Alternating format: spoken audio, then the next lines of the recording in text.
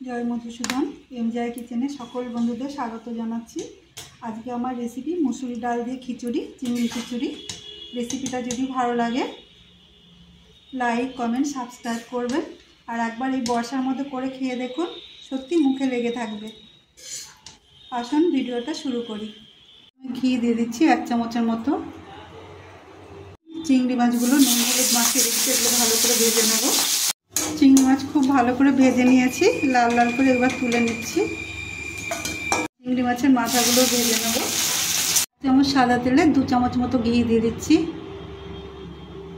জিরে ফোড়ন, জিরেটা একটু ফুটে গেলে এবার দিয়ে দিচ্ছি দারচিনি, 4-5টা এলাচ আর 3-4টে লবঙ্গ। দিয়ে দিচ্ছি মুসুর ডাল, ভিজিয়ে রেখেছিলাম, ভেজানো মুসুর ডাল দিয়ে দিচ্ছি। কাপ মতো গোবিন্দভোগ চাল নিয়েছি, এটাও আমি আগে ভিজিয়ে রেখেছিলাম। দুটো এবার মিক্স করে কিছুক্ষণ নাড়াচাড়া করে নেব। দিয়ে দিচ্ছি তেজপাতা। এবার চাল আর ডালের সাথে ভালো করে নেড়ে চেড়ে চাল ডালটা ভালো করে ভেজে নেব। এবার একটা মিশ্রণ তৈরি করে নেব। এখানে ধনে আর জিরে আছে হাফ চামচ করে, 1 চামচ হলো, একটু হলুদ, 1 চামচ মতো আদা বাটা, আর যে চিংড়ি মাছের মাথা ভেজেছিলাম সেটা পেস্ট করে নিয়েছি, সেটা এর সঙ্গে মিশিয়ে দিচ্ছি।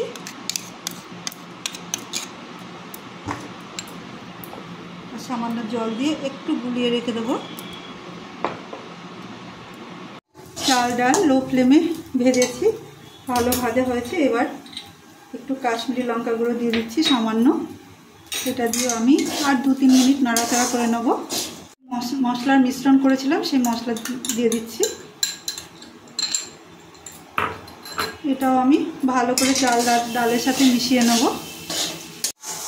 মিশ্রণ ভালো করে মিশিয়ে যাওয়ার পর আমি এবার মশলা ধোয়া জলটা দিচ্ছি।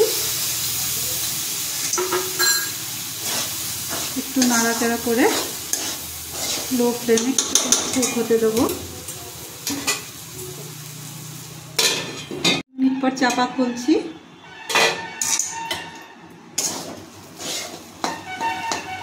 এবার আমি যে বাটিতে ডাল নিয়েছিলাম তার জল দিয়ে দিচ্ছি, 3 বাটি মতো জল দেবো।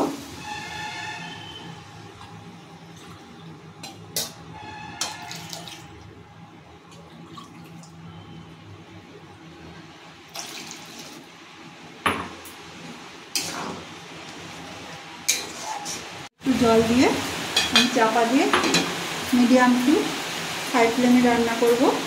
কিছুক্ষণ পর চাপা খুলছি। এবার দিয়ে দিচ্ছি লবণ, দিয়ে দিচ্ছি চিনি হাফ চামচ মতো, আর দিয়ে দিচ্ছি কাঁচা লঙ্কা। এটা মিশিয়ে নিয়ে আবারও চাপা দিয়ে কুক হতে দেবো। আমি চাপা খুলছি, মাঝে দুবার এসে নাড়িয়ে দিয়েছি। চাল ডাল 60% সেদ্ধ হয়ে গেছে। এবার আমি দিয়ে দিচ্ছি চিংড়ি মাছ। এটা আমি মিশিয়ে আবারও চাপা দিয়ে লো ফ্লেমে কুক হতে দেবো। আমি খিচুড়িটা থাক হবে এইভাবে আমি খাবো, কিন্তু আপনারা চাইলে যদি একটু পাতলা করতে চান তাহলে জল দিয়ে আর একটু পাতলা করে নেবেন। আমি আবার চাপা দিচ্ছি।